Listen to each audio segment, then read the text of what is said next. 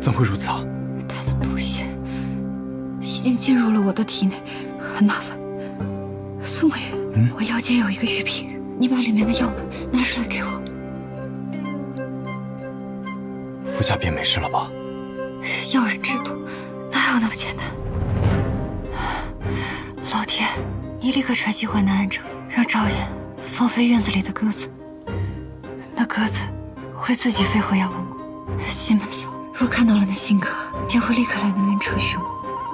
只有他能救我。好，好，我们立刻回南安。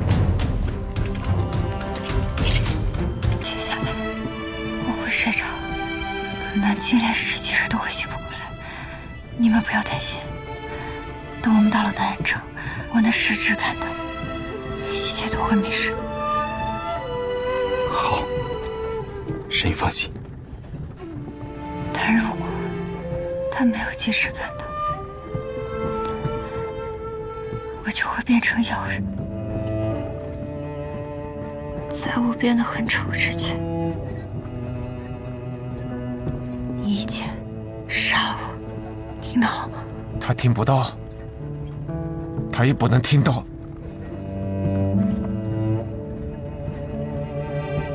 药王定然会看到的。凡事总有万一，答应我，杀了我。顾天，你不许拦着。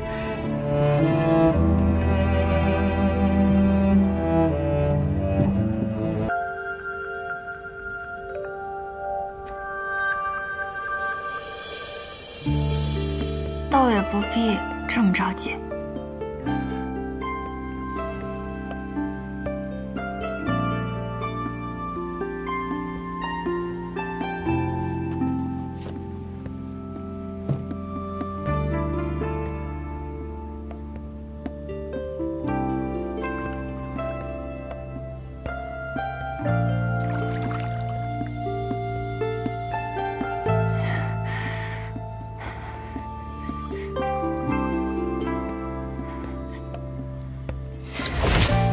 师叔，得罪了。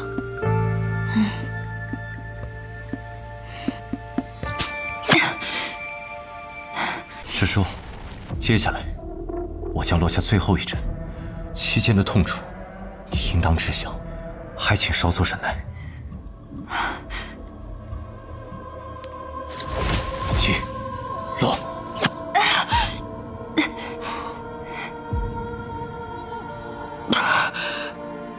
苏公子，在，便是此处，便是此时。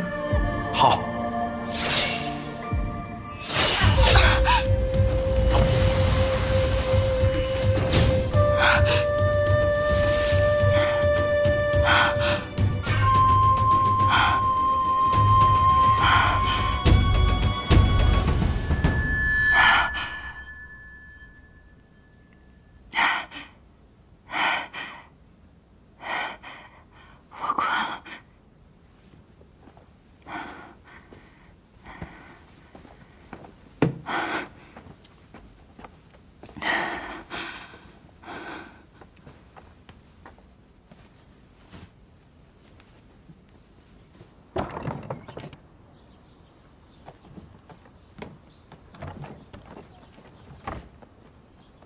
神已经睡过去了，一切安好。我便知道一切无忧的。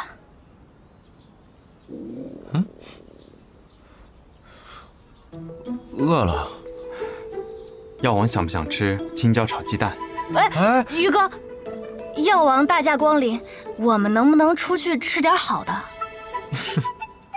来，大点声，说出你的心里话。我想吃福寿楼13道大菜的盛宴，再配上一壶落白酒。再真心一点儿。我不想再吃我宇哥做的饭了。这就对了。哎，萧炎，去福寿楼订最好的雅间，今晚就上那13道大菜的盛宴，好好招待一下远道而来的药王小师侄。我请客。明白了。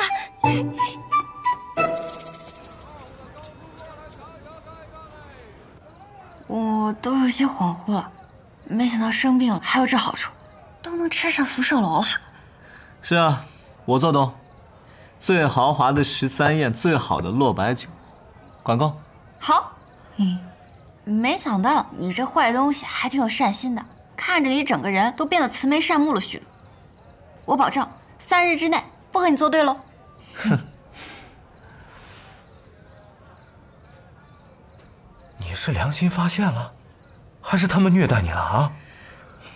一顿饭而已，怎么就不顾自己大病初愈，非要从床上爬起来跟过来？因为这药庄中每日的饭食，通常都是由我准备的。哦，一定是你做饭做得太难吃了，是不是？药王不曾吃过，又怎知难吃啊？那，哎呀，冒昧了，冒昧了。哎，白菜无礼了，来就吃一吃。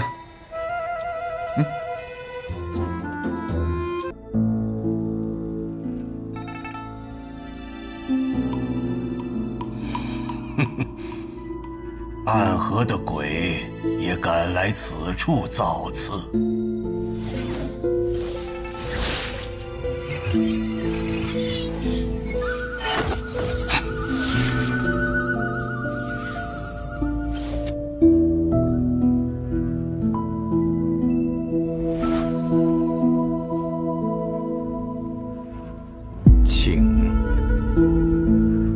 请走，请进，还是还请国师明示。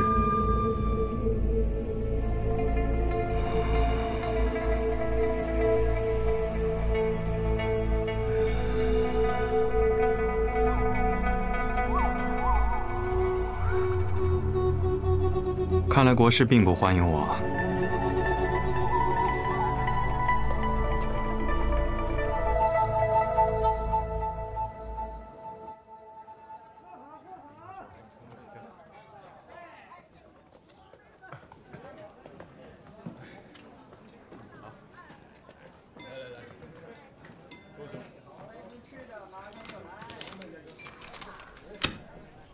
哟，请问贵客有什么需要？要见上访，再来一桌好酒好菜，我要招待客人。好嘞，楼上请。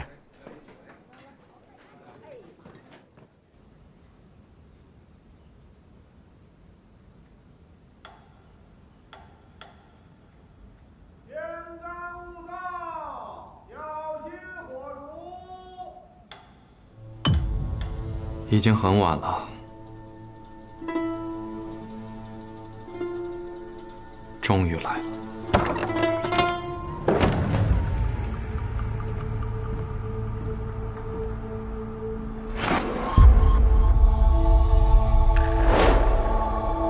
这是一份邀请。哼，这是邀请我们去赴宴？你只来了1日，可整个天启城的重要人物都知道你来了。正因为他们都知道我来了，所以今夜任何人来寻我，他们都不会觉得奇怪。在他们眼中，你不过是想要知道我来天启城的目的，前来探寻的一员罢了。哼，你很聪明，对于我们来说，你若现身，我们是第一个要来寻你的人。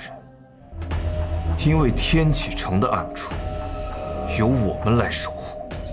听闻暗河苏家主剑法举世无双，我练的也算是剑，想试一试苏家主的本事。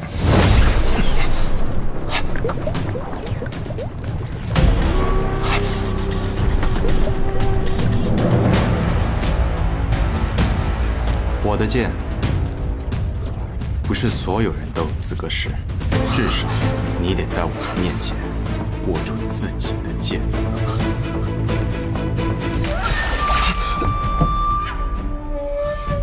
这便是传说中执三鬼的厉害，终于见到了。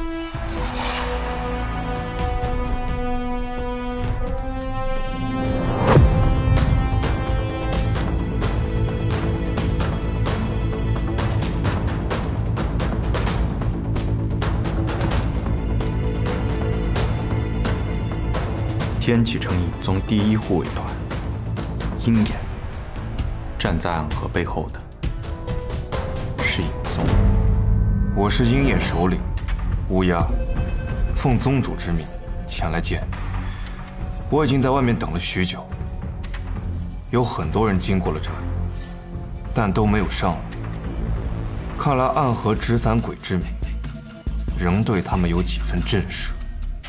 不过影宗前来寻我，也似乎合情合理。毕竟你们护卫的是黑夜中的天启。方才你说奉宗主之命，影宗宗主义母。宗主的大名，不敢直呼。洛清扬的师傅，我知道他。洛师兄之名在我们影宗已经是一个禁忌了。接下来，今夜便到这里吧。你何意啊？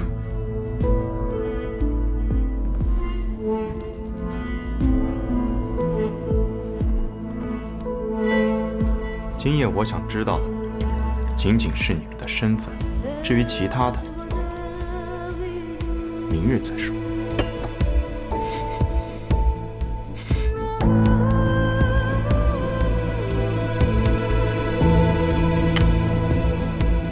影宗，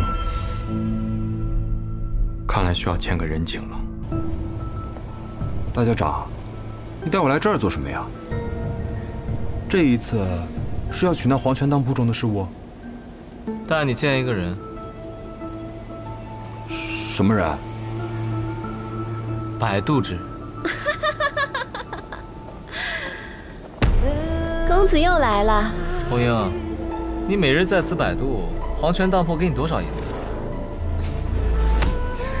想不到公子还记得奴家的名字。奴家在这里替人摆渡，不收银子，只等一个有缘人。那我旁边这位，可否做你的有缘人？大家长，你这是要把我卖了呀？公子可知，奴家所说的有缘是何意呢？你叫红英，红姓在这世上很少见，可是你的姓氏？奴家没有姓氏。今日之后你便有了，你姓穆，他是穆家家主，便是我说的有缘。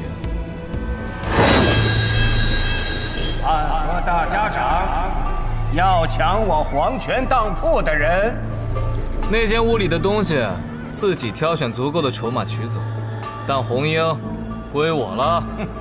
他们给你的令牌是假的，真的还在影宗。那边先欠着，等我取回真的令牌，你再去取筹码。一言为定。姑娘，从今日起，你便是我穆家之人了。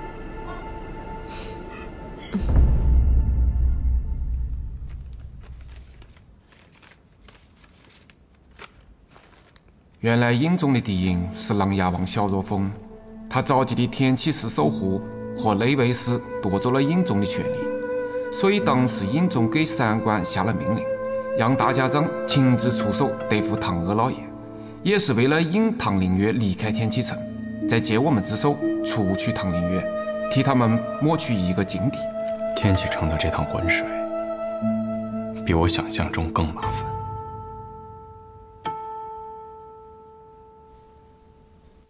你的身份，这样日日从那里撕离，难道就不怕被琅琊王他们发现吗？许多人都知道，我不甘心留在皇陵。若是我每天都老老实实的待在那儿守墓，怕是他们才最是担心吧。话说回来，宗主，那投名状近来如何了？你就让大皇子殿下等着瞧吧，我会利用好暗河这把刀，来帮我们杀掉我们共同的敌人。好，宗主有这份自信是好事儿。何日与那纸伞鬼相见呢？3日之后，他便前来赴宴。那现在来的这道剑气，又是属于谁的？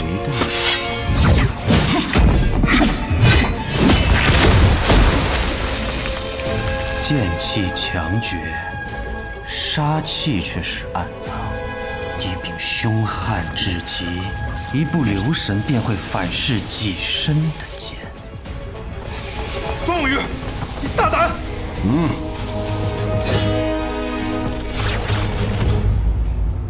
你便是苏沐雨，很好。我约你3日后来见，你今日便来，为何呀？此行来此，不是尹宗找我们暗河，而是暗河来找尹宗。你想3日后见，而我想今日便见。你与传说当中的苏沐雨不太一样。传说中的我是如何呢？传说中的苏沐雨，比起一个杀手来，更像是一个剑客，性格温和，待人有礼。可是你一来，便要拔剑，一开口，便要反客为主。如今暗河已无杀手，我身为苏家家主，自当需要强硬些。不过此处还是一宗主的府邸，我仍是客，不请自来，的确有些冒昧。若主家不欢迎，我也可离去。原本3日后，苏家主能吃得上斋月楼的见天宴，可惜了。既然你已经来了，总得有待客之道。乌鸦在，通知厨房多备几个菜，我要与苏家主谈事。多谢。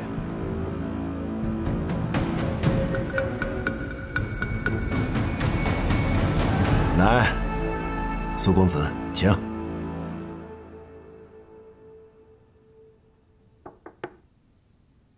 苏公子一定还在困惑，暗河和影宗原本并没有什么联系，可是如今却忽然之间好像有了千丝万缕的关系。暗河的任务都是提魂殿下派的，我们一直认为是江湖上有人出了高价，找提魂殿下了杀人的单，却没想到是尹宗下派的。要说起这段往事来，就要追溯到北离开国的时候了。这可是一段漫长的历史啊！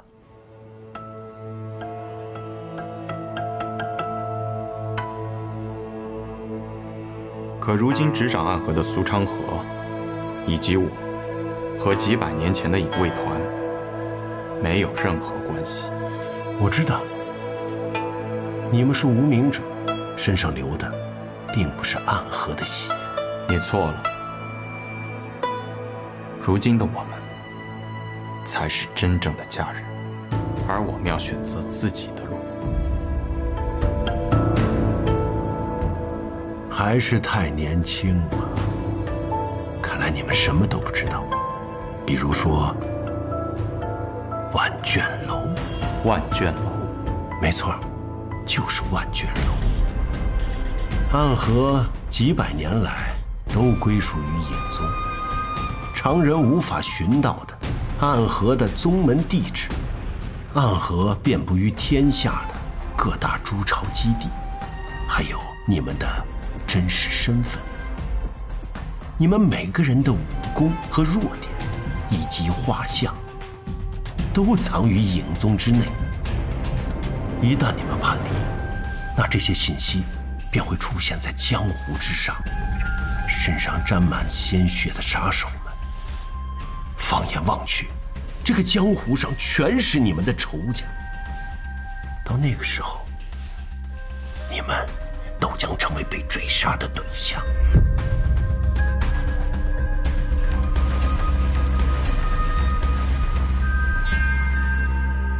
我知道，你们一定会以为，如今的尹宗空占着一个国丈爷的名号，在这天启城之中，早没了当年的威风，连暗河都不如，又有什么资格做暗河的主人呢？可是，只要我愿意，我便能毁了暗河。你们想重新建立一个暗河，想要从头开始，可是年轻人有志向是好的，可是有的时候也应该停下来，掂量掂量自己的能力。你们真以为就凭你们几个年轻人能够反抗影宗110年来的控制吗？说出你的条件。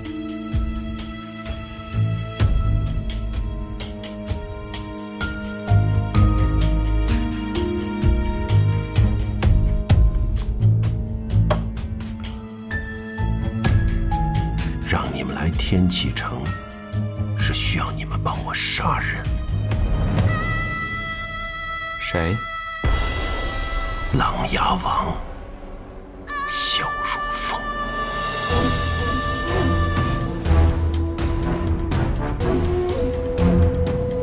暗河是替萧氏皇族扫平江湖的影子，而影宗则是暗中护卫天启城的影子。那么天启城中的事，应与暗河无关。琅琊王身为萧氏皇族，刺杀他，违背二者所护卫的理念。这个任务不是影宗应当做的，而是宗主的私心。既是私心，那便需要交换筹码。你想要什么筹码？你方才说的那些，都要从这个世界上彻底消失。暗河和影宗从此以后无关。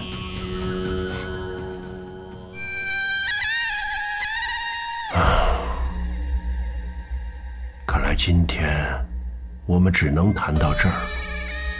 乌鸦，送客。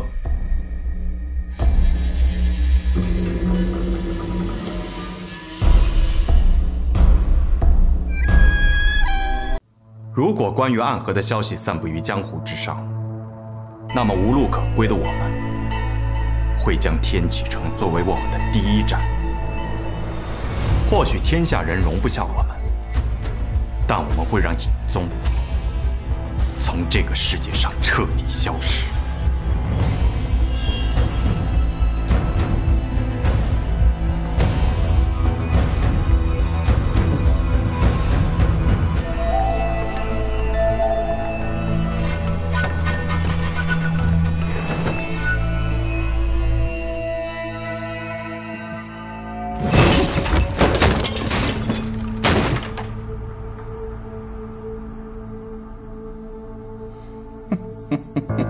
真是不错的年轻人，有魄力，很聪明，武功也很高。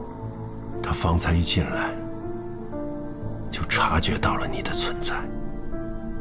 你没有刻意的隐藏你的气息吗？不，我在他进来之前，就用了绵息功，彻底隐藏住了自己的气息。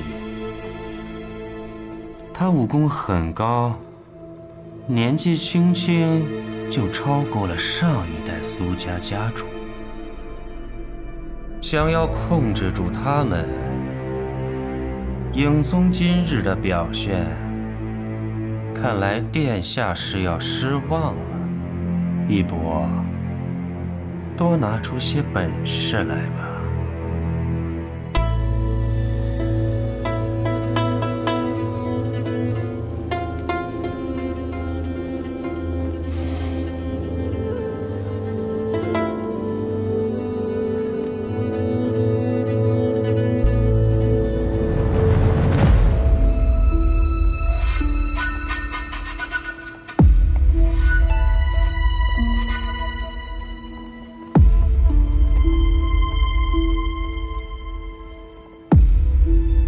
此地便是万卷楼了。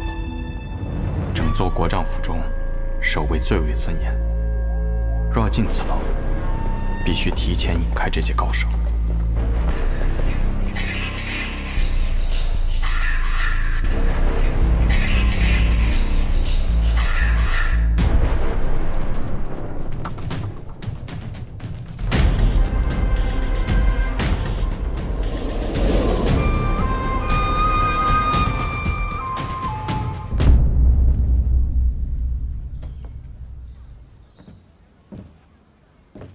哲叔，你来了。我在来的路上收到了你给大家长的消息，所以我们真的要去杀琅琊王。琅琊王在过去的暗河中，就不是我会接的杀人单，更何况他还是萧氏皇族3代以来第一人，又岂是那么好杀的？那你想啷子办？先假装与尹宗谈条件。万卷楼是必须得去一趟，我们要找到能将尹宗一击击溃的办法，这样才能调走尹宗的大部分势力，进入万卷楼，毁掉所有有关暗河的卷宗，让暗河成为那个生于江湖、长于江湖的组织。义部想利用我们来杀琅琊王，说明他怕了。我们正好可以反其道而行，借助琅琊王的力量来灭了尹宗。本以为九霄城那一战便会是终点，不知道度过这次之后，是否还会有下一个阻碍。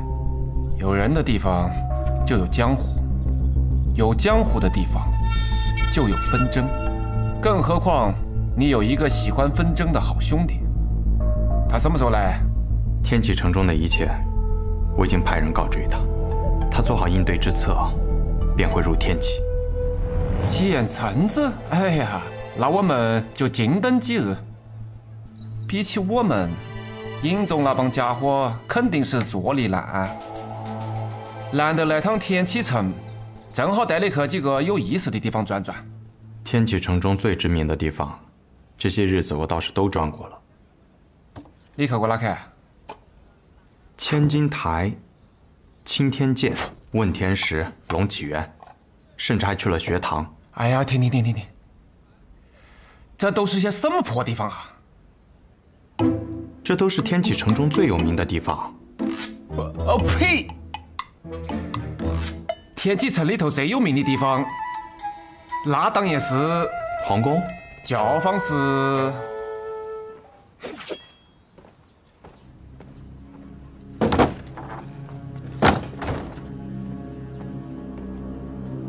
苏山河，你怎么来了？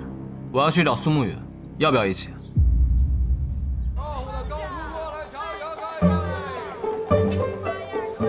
沐雨啊，来了天启城，也不晓得来这该逛逛。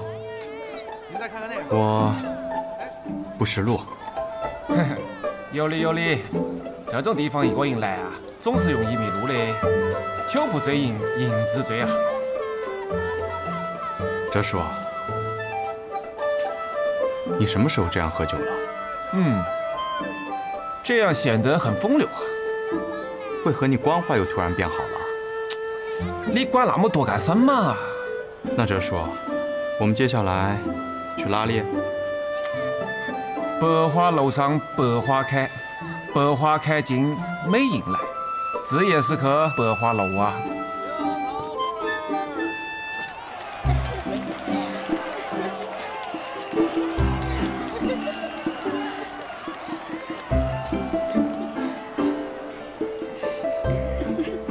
哲叔，我算是被你摆了一道。你来之前也没和我说这里是。公子，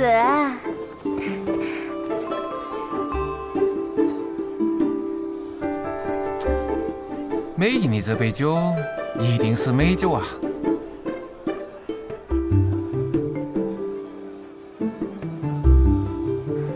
公子。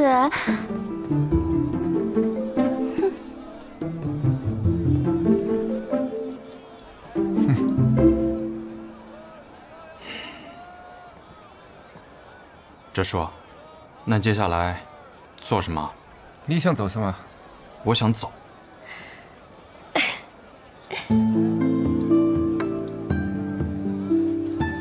这位公子是第一次来吗？是。这般如玉的公子莅临百花楼，向来是予取予求的。今日公子你啊，无需花1两银子，便可以在这里做任何你想做的事情。不知公子想要做什么呀？我方才已经说了，我想走。公子你要走，但你旁边的这位叔父似乎不想走呢。无月啊，来都来了，尽情享受。不如你就进客听曲啊。我呀，不怕公子你喝最贵的酒，找最漂亮的姑娘，但就怕你听曲儿。上一次来我这儿听曲儿的，还是雪月城的3城主司空长风，那可是带走了我阁内最赚钱的姑娘呢。说笑了。不过公子，今日这外面也不曾下雨，不知你为何要带把伞呀？我猜，这是公子你的武器吧？啊，此处听曲不得邪气入阁，我帮你拿到嘛。哟，二爷来的正好，快来帮我照看一下这位新朋友。嗨，好说好说，请。干嘛？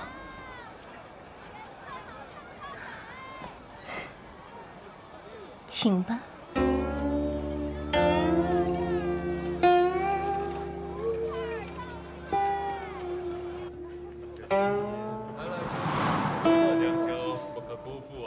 来来来，坐。嘿嘿。哎呀，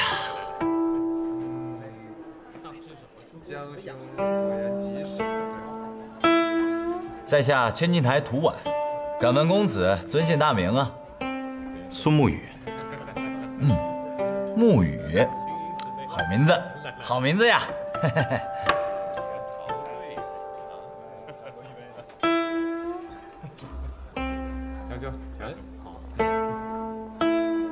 执伞鬼苏沐雨，今日在此只是苏沐雨，并无执伞鬼。啊，莫担心，我也是来听曲的。啊，苏公子真是好雅兴。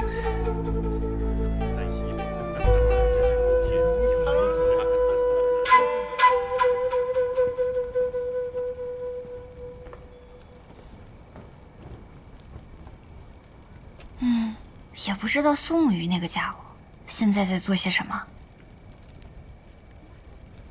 小秋，再来一杯！来来来，共饮此杯。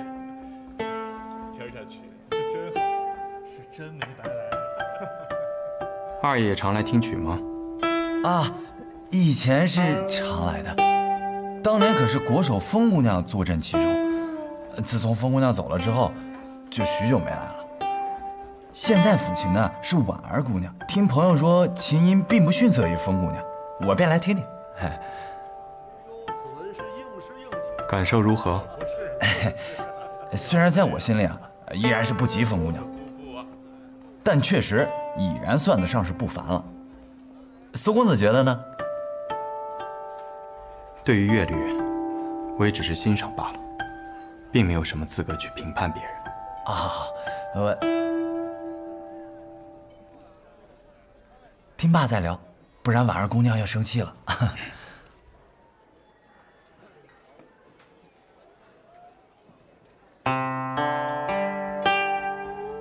看来这个传言中的顶级杀手，并没有那么恐怖，竟还显得十分友善。也不知是那传言过分夸大了，还是实际当此人拔剑之后才会化身恶魔。罢了罢了，我还是先听曲儿吧，一会儿找个机会溜走。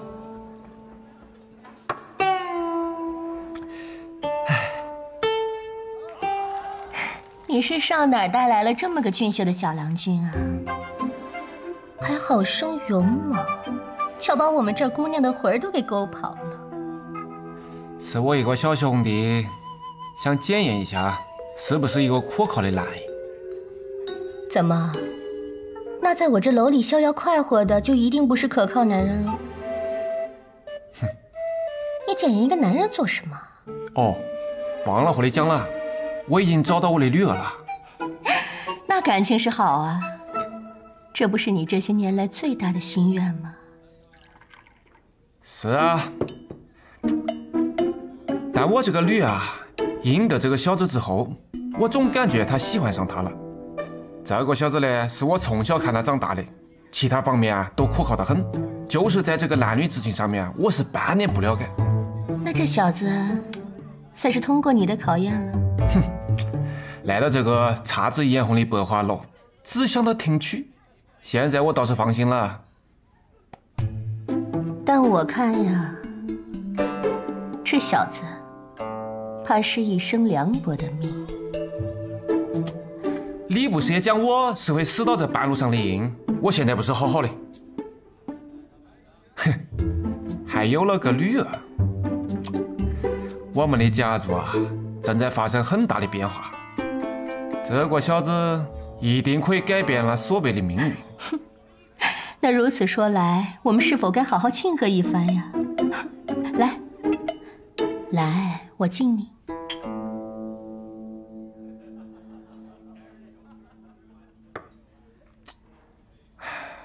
我这儿啊也有姑娘，专喜欢你这样的英雄。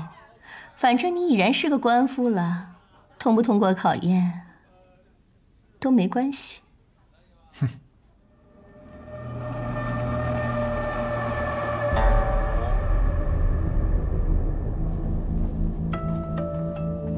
宗主，三官回来了，让他们进来。不愧是宗主，本应是这世间最不易被察觉的影子，可却拥有着国丈这样光鲜而荣耀的身份。你在胡言乱语些什么？乌鸦，听说宗主跟苏沐雨的谈判条件失败了。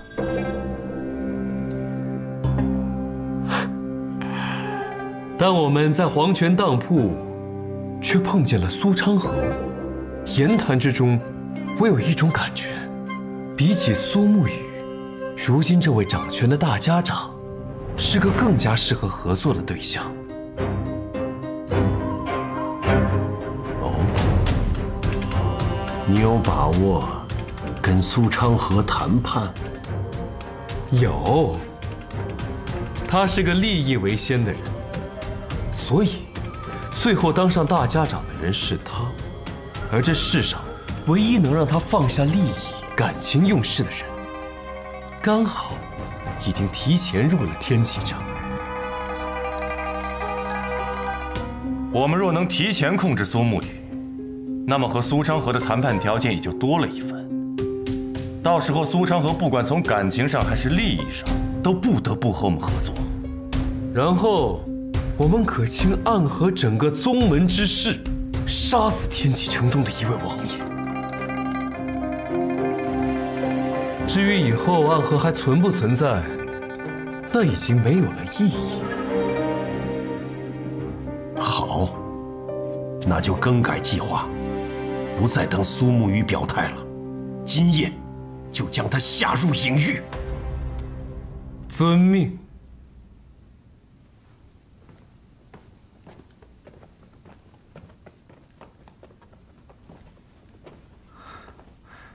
宗主，此事是否要知会大皇子那边？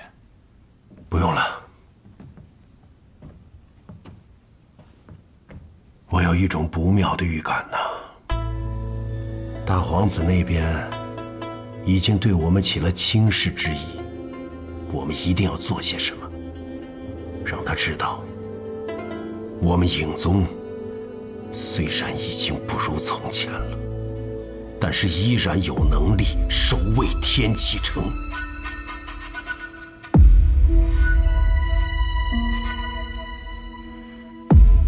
抓住苏沐雨，就是一次好的机会。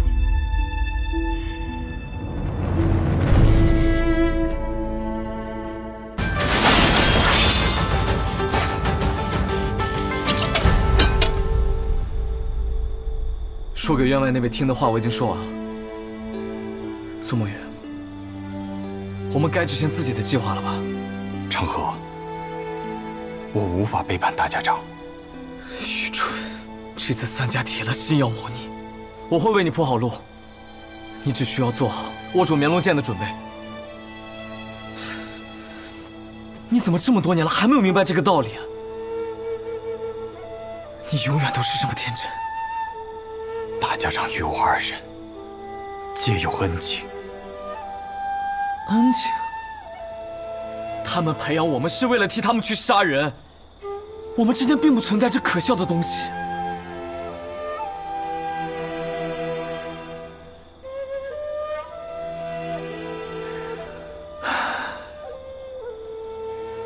只有你真的把安和当成了自己的家。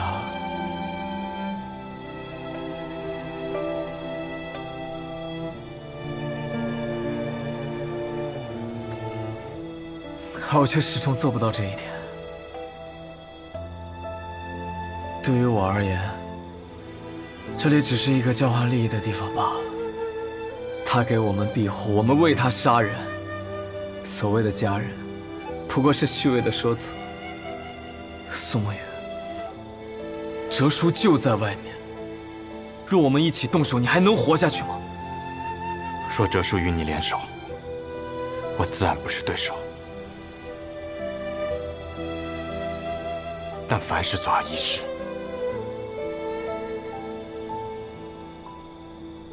你要是说得通，你就不是苏沐雨。我真傻，和你白费这么多口舌。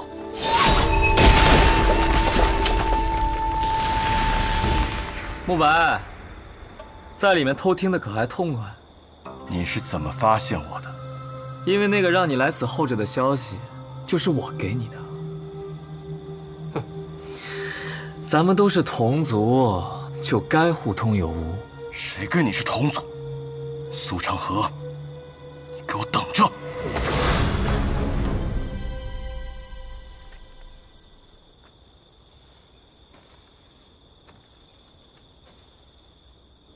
长河，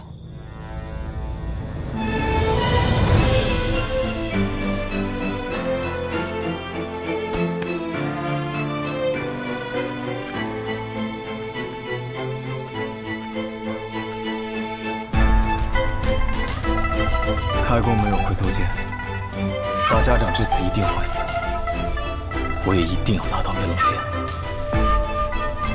所以，好好想一想我们当年的约定吧。苏沐雨，你去做安和的魁，以后成为大家长，统帅三家，而我留在苏家，继承苏家家主之位。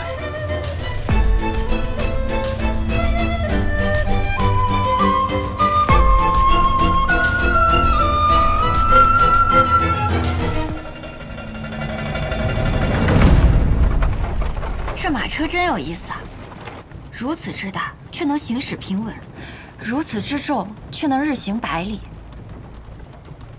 这是搬家搬三爷捣鼓出来的玩意儿，能不有意思吗？走好这架马车10日以后，他便死了，生病死了。那我若是治好了大家长，我不会得病死了吧？神医多虑了，你可是神医呀！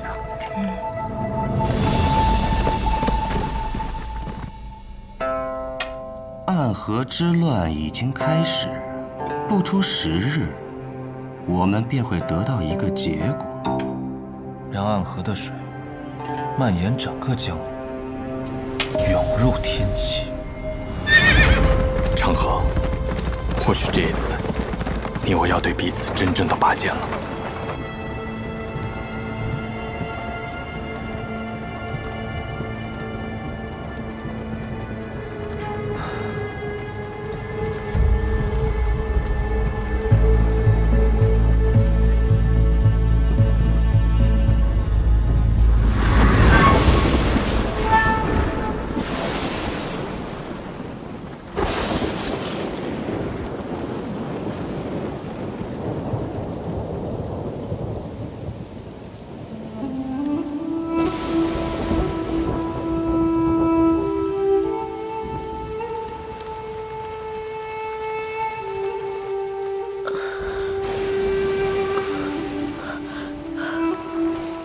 这么多年为我点灯的童子，他是唯一一个任务结束还能够活着的。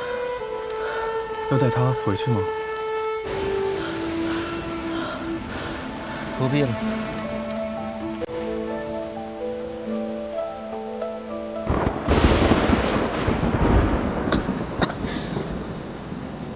都快死了，17号，欠你一只手，还你一条命，算你赚了。多少暗涌的情绪，不舍的挣扎，漫漫长夜中寻觅挣扎痛的17号，你怎么会在这里？我偷听到你们的任务点，私逃出来寻你，我来接你回家。那地方也都算是家吗？有家人等候便是家。你弟弟还在哪里？如同宿命随波往，延续着谁能趟破黑暗的河？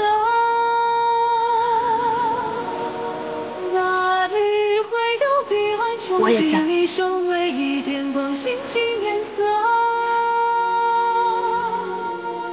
辗转悲欢离合，恋恋不舍，思念在夜里醒着，心不由我，情字总无法逃脱。怎么总把自己搞得这么狼狈？反正每次你都会及时出现，我狼狈点儿也没什么问题。鬼哭院的试炼马上要开始了，各家主唤我们回去。这一天终于还是来了。哪里会有彼岸憧憬？你身为一点光，倾尽颜色。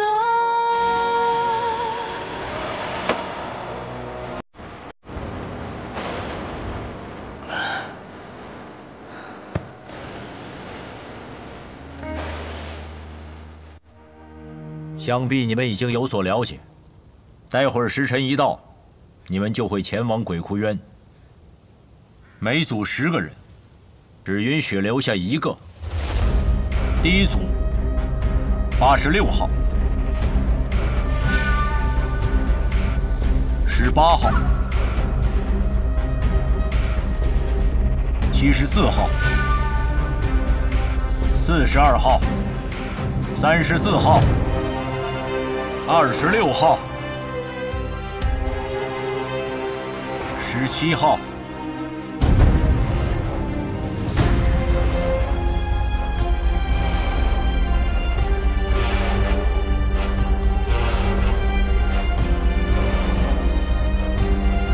第一组的最后一位，63号、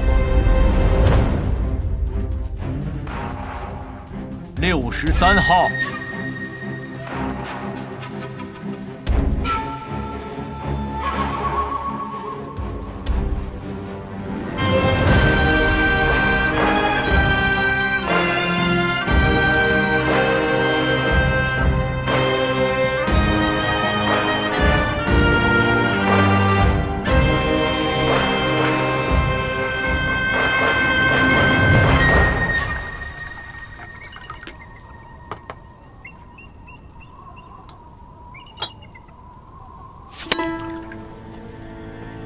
谁惹了木秋兄啊？生这么大的气！穆子哲，你明知这2人是我苏家属意的，你这般行事，是要与我苏家为敌吗？别给我扣这么大的罪名，我可不敢。我只是在尽我总教习的职责罢了。职责？不把过强的2个人放在同一组，这是3家都默认的。你就不怕我上报提魂殿吗？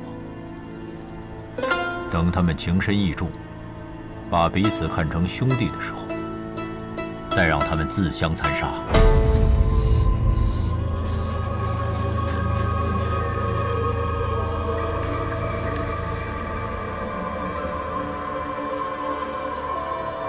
和我走在一起，不要走散了。看起来也没有办法与你走散了。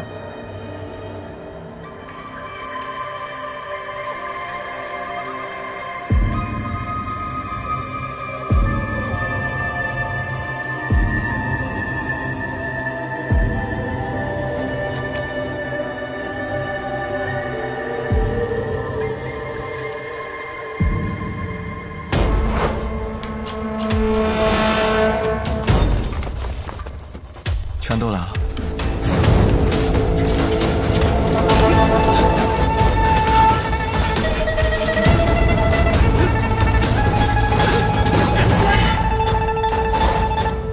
谁都知道你们剑术高超，与其1对1跟你们单打独斗，还不如合力把你们都杀了。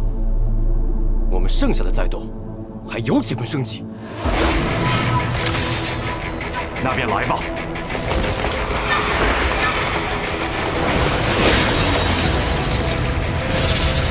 八戒阵，刀剑合十，攻守皆备，决一切生机。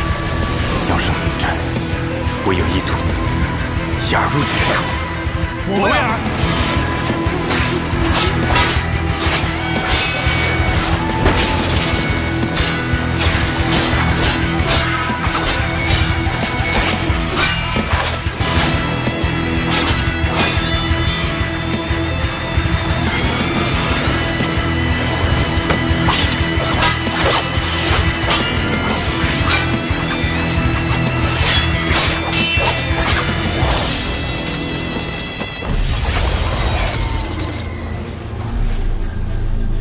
要破八戒阵，唯有牺牲一人才能找到突破之口。我们2个同时打，算怎么回事？我知道，我来。那我走了。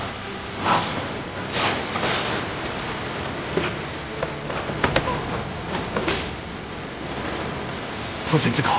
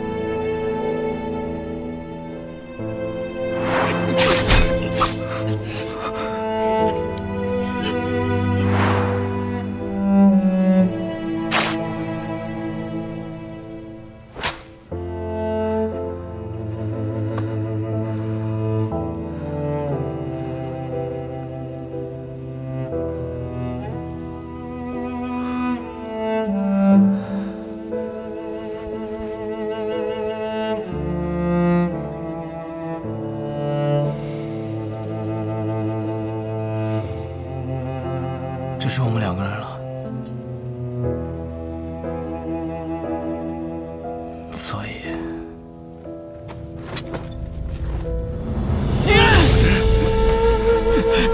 你疯了吗？你这疯子，停下来！我跟你说过，你的恩情，我迟早会还的。我不需要你还。 你此前替我做点灯童子的时候，已是还了。暗河的规矩，10个人只有1个人能走出鬼窟园，成为3家之人。你若不成我的妻，我们2个人都得死。一定会有办法的。我去和他们说，他们享有最顶尖的资格，而我们俩是他们这些年里遇到最好的种子，他们不会愿意就这么失去我们的。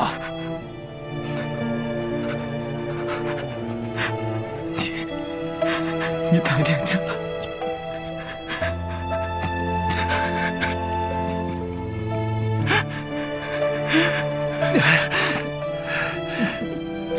你把手放开！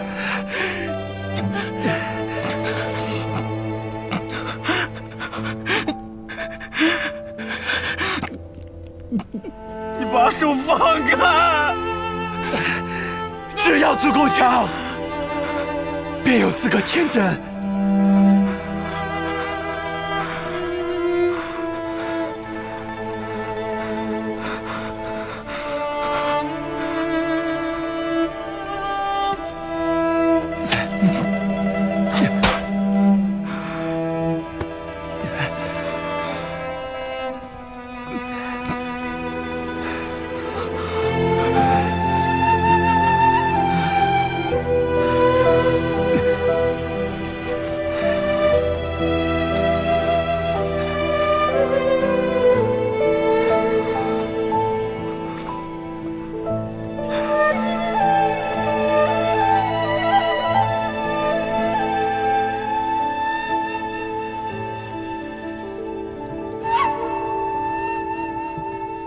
谁先了？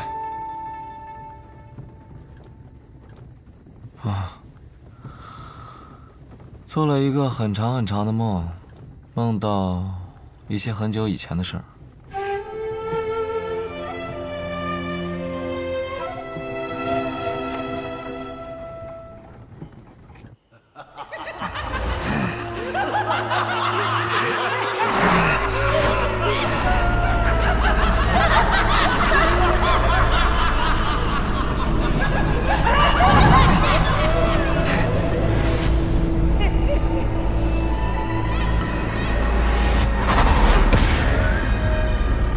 邪魔外道，无尽无身。我们是邪魔外道，不过是些魔障，看我一剑斩了你们！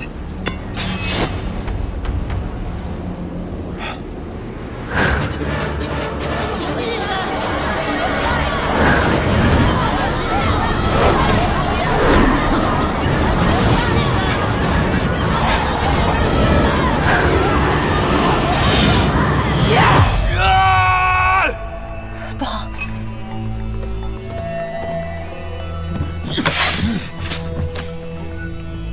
大家长，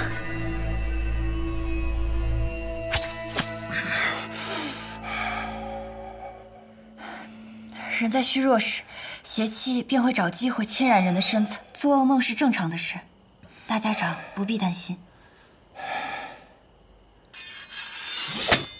大家长可还安好？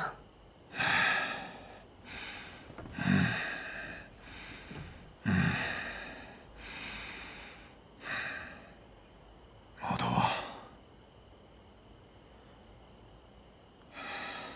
是。神医啊，你此生救过多少人？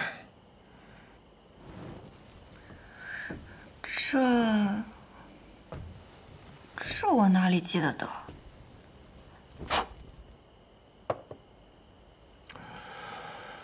加上唐二老爷，我此生杀过832人，很多人，我甚至不记得他们是谁，但心底里总会有一个声音告诉我，那是我杀过的人。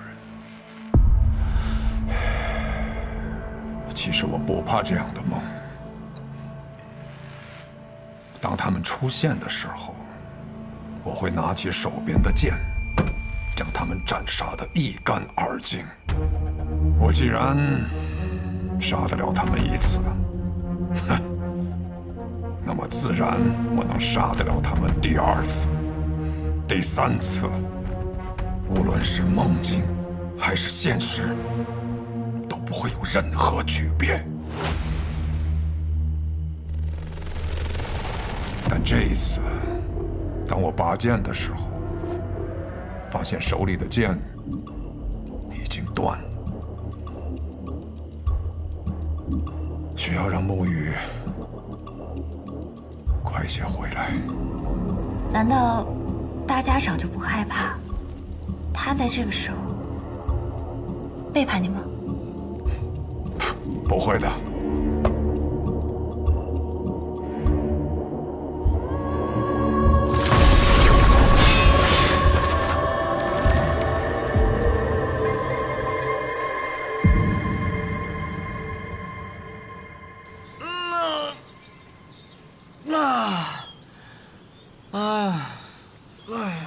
坐了许久的马车，累了。小长河，你这个样子能追到鹰，你到底是什么安排啊？追得上。大家长此行北上，无非就是想拖延时间，按照他的手段。老爷子有没有事儿我不确定，但是我们这一批跑腿的，定是要被他清算。所以在我这儿，大家长必须死。然后呢？我对于苏沐雨的安排应当已经到了，让他见见几个故人，拖延一下他追上大家长的时间。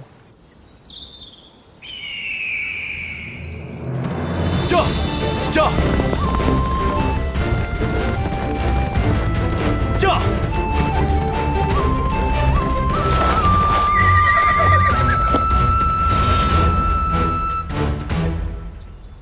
昌黎，宇哥，好久不见了。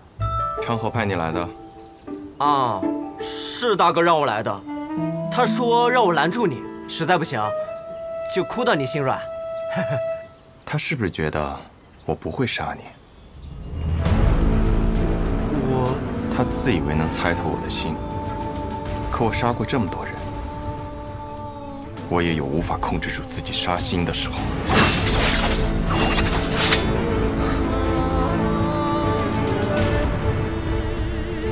若我想杀你，你早就死了。驾！宇哥。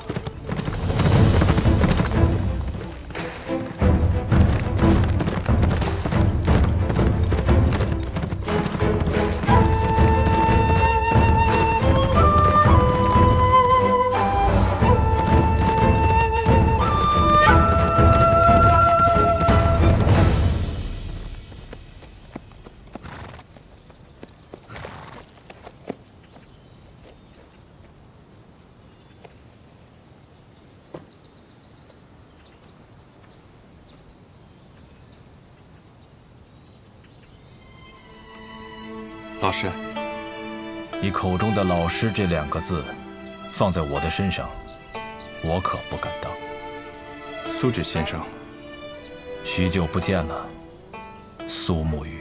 昌河为了拦住我，居然把你也请来了。不必怪昌河，是我自己想来的。我想此事之后，或许我们便没有相见的机会了，就自请来此见你一下。顺道下一局棋。我在赶路，没有时间。若有机会再见先生。回到暗河，我定去藏书阁拜会。若我没有做到让你下完这局棋，昌河或许会杀了我。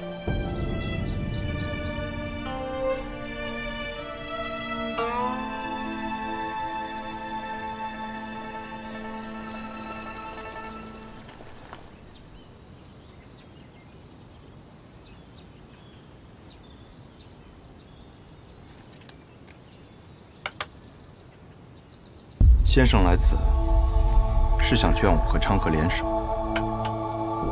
你们是暗河这100年来最不可思议的搭档，一起联手破过许多危局。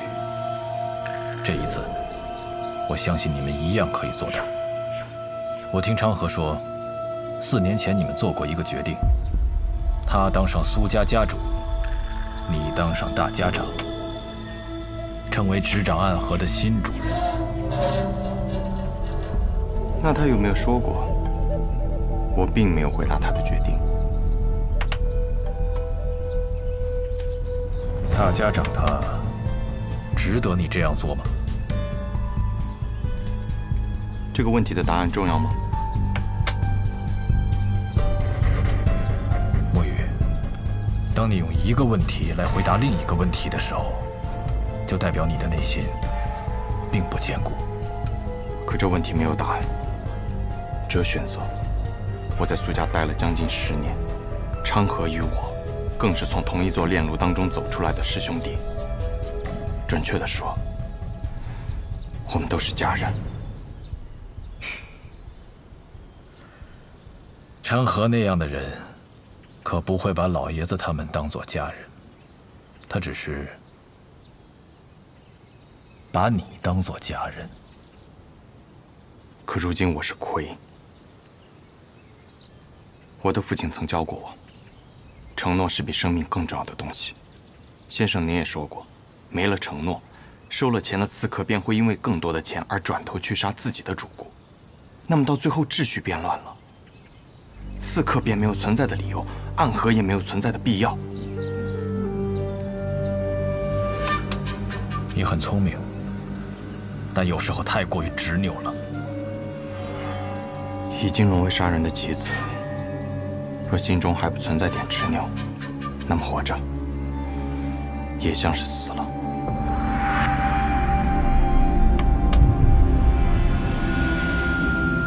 先生，你败了，告辞。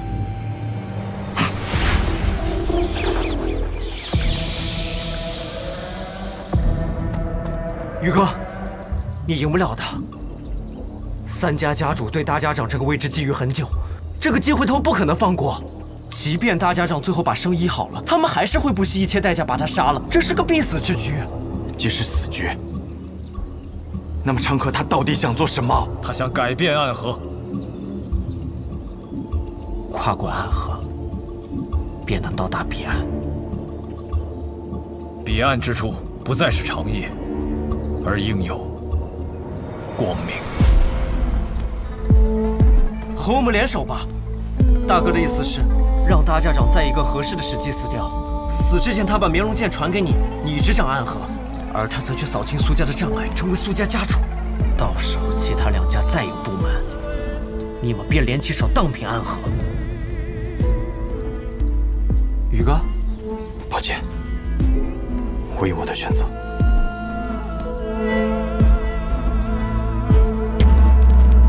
大哥说了，若你拒绝，那他就自己当这个3家之主，到时候不管谁挡在他面前，他都会杀死，包括你，他这一生最好的朋友。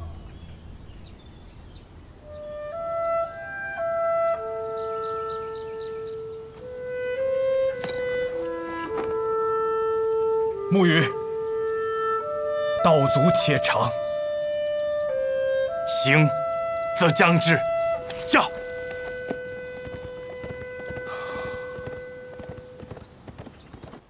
先中毒，再解毒，以身试毒。倒是有种不疯魔不成活的意思。只是我不太明白，为了几张银票，神医愿意为我以身试毒？自然是不愿意啊，我又不傻。不过我有一个办法，既能感同身受的了解大家长体内的毒，但同时又不会死。什么办法？移魂大法。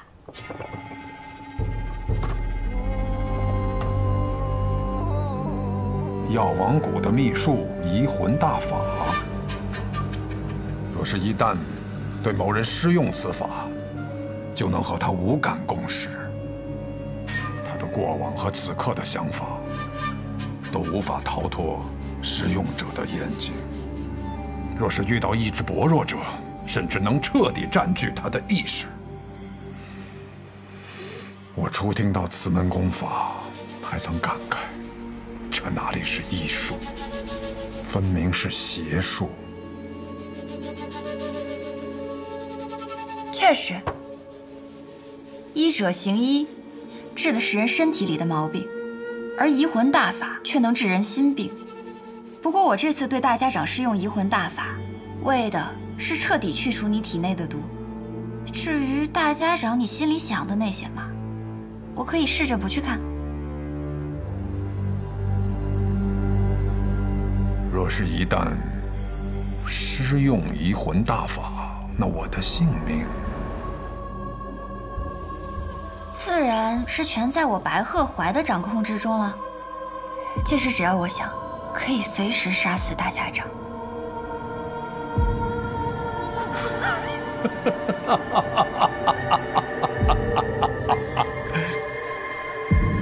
我想试试。大家长能活几日就让他活几日吧，反正我们抓紧时间找机会，先把那小神医给杀了就是。大家长和那个神医有地质摄效保护，你那么有信心？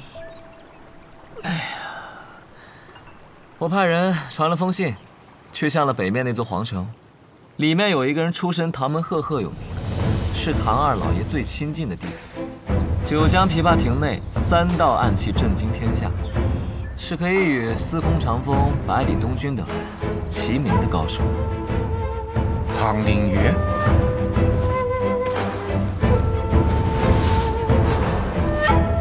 我不知道大家长为什么要杀唐二老爷，但我知道唐二老爷死了，最想报仇的人一定是唐灵月。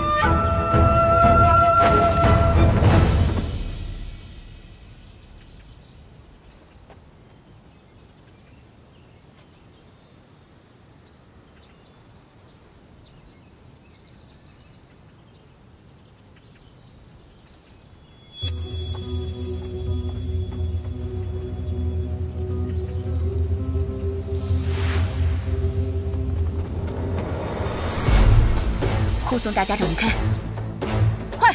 是。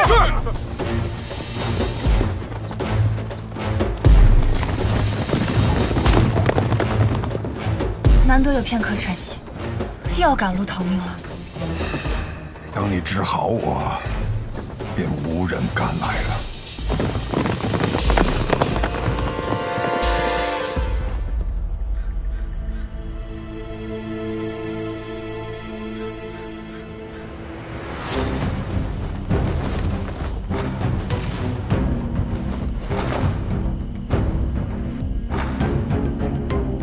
找到你们了，暗河。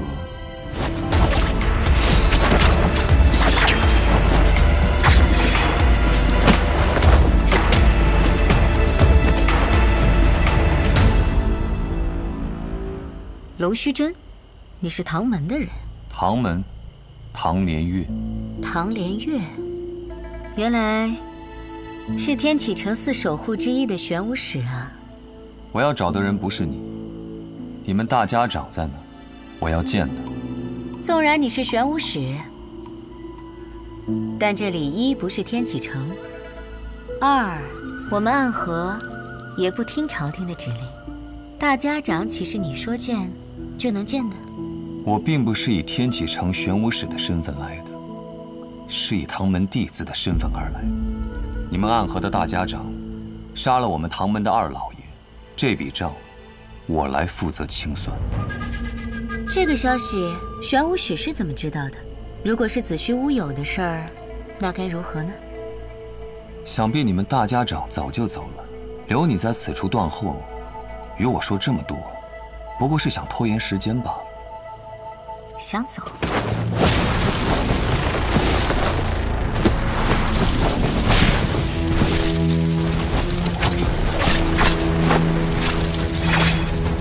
接！这样精妙的暗器手法，这就是白秀堂冠绝榜上数1数2的高手吗？荧惑纸蝶和幽冥珠，你是暗河穆家蜘蛛女。我不喜欢这个代号。小伎俩，你以为以荧惑纸蝶为掩盖，让这幽冥珠悄悄接近我，以毒丝偷袭，我就不会发现吗？真是自以为聪明的傻子。你在幽冥珠里放了什么？自然是霹雳堂雷家的霹雳子了。你怎么会有雷家的霹雳子？早年执行任务路过霹雳堂，很多雷家的少年郎都曾拜倒在我的石榴裙下。当然是他们双手奉上来，讨我欢心的。不过，我跟你说这些做什么？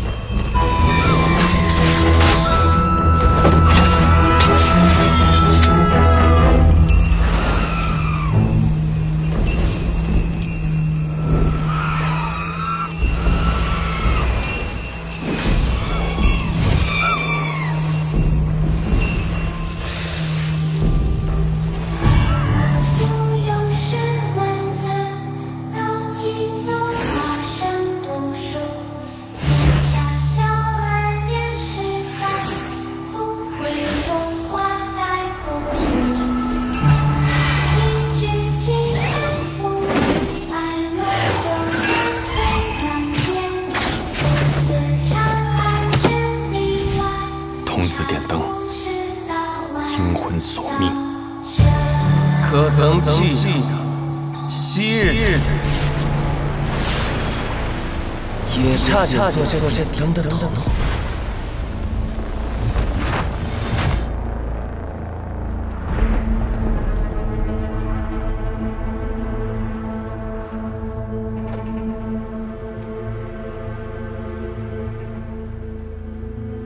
穆家穆英真，你敢与我动手，是想叛离暗河吗？是吗？可我得到的消息是你暗算大家长，意图谋反。我来此杀你，是奉家族之命，救出大家长。看来穆家还真是一片忠心啊。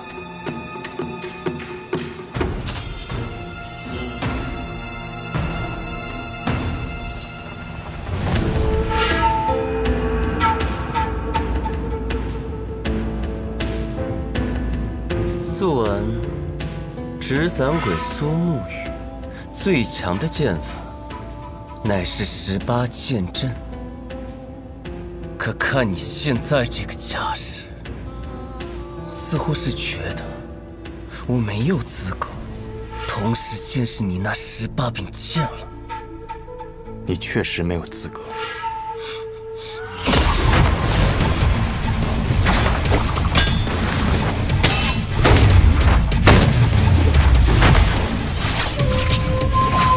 当年本该是你去的，可苏昌河代替你做了这点灯的少爷。按照我的计划，他们应当都要死掉，可他却被你救了。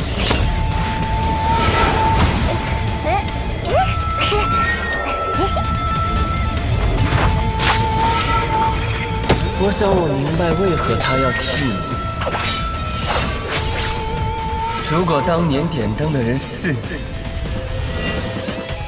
你必死无疑。实在没想到，苏家赫赫有名的纸伞鬼，从尸体遍地的炼炉中爬出来的无名者，如今的朱影首领魁，居然是一个心存善念的人，舍不得对孩子下手。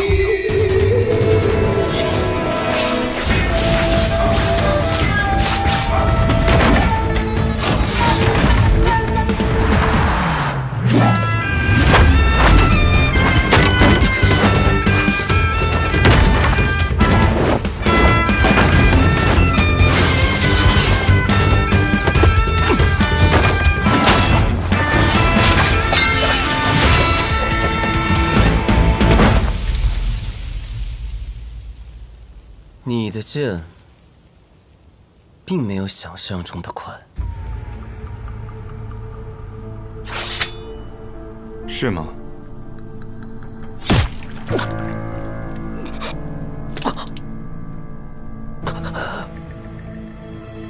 不可能！我明明挡下了那一剑。这世间我想杀死的人不多，但可惜，你便是其中之一。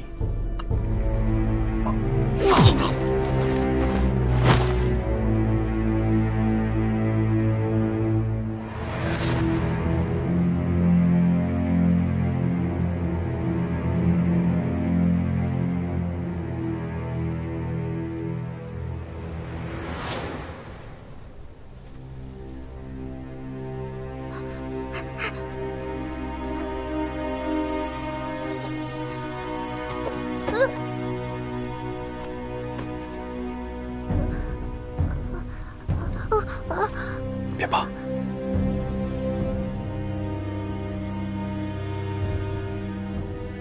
先找个地方和你的同伴们躲起来。这场纷争怕是要持续很久。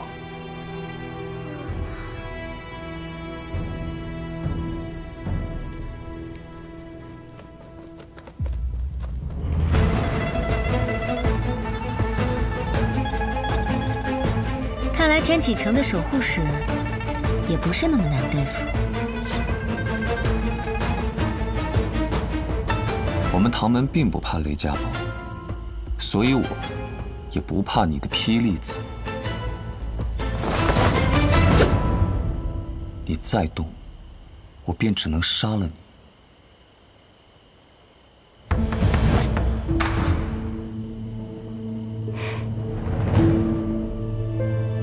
听说玄武使的指尖刃上沾过一位王爷的血，怎么现在杀起人来，却这般犹犹豫豫的？